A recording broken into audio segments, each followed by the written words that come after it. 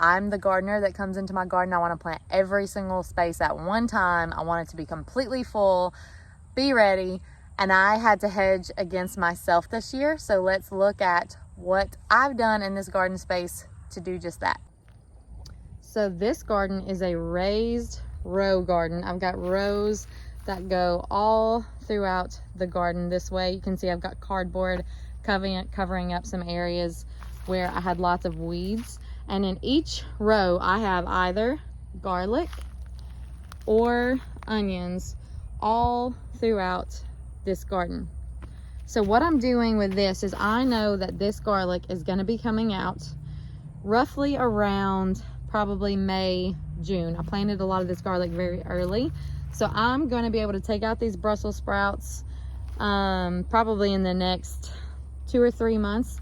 But in the spring, this will get weeded and this will be planted with some tomatoes and other things. So I'll be planting here.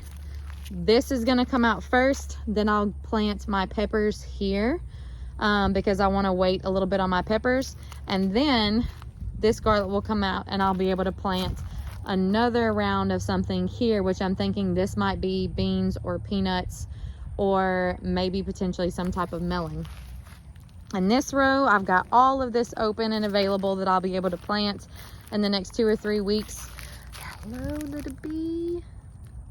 Look at that. We got somebody coming to visit us in the garden.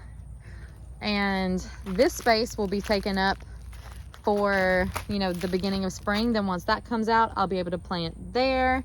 This row right here is pretty much taken with garlic on that end and onions on this end.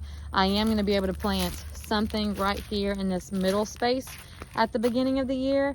But once all of this comes up, this is going to be one big row of okra.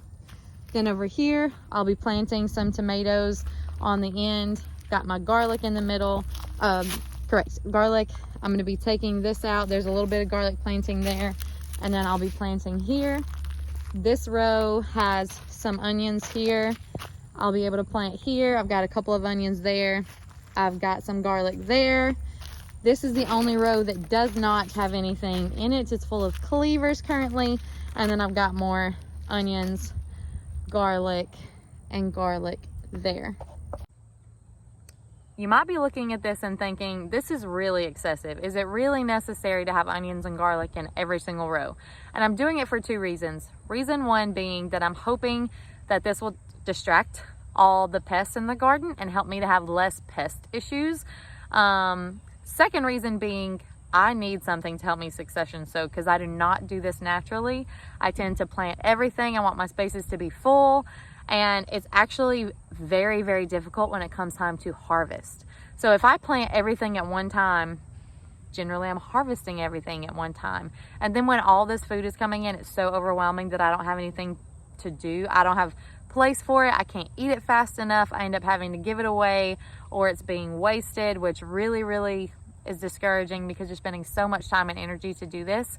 So this will help me to space out my plantings. It will help me to space out my harvest, and all of the onions and garlic were planted within 2 to 3 week intervals. So each planting that you see in the garden was planted with a 2-week space in between it minimum. So that means I'm also going to be bringing in harvest staggered from the winter time.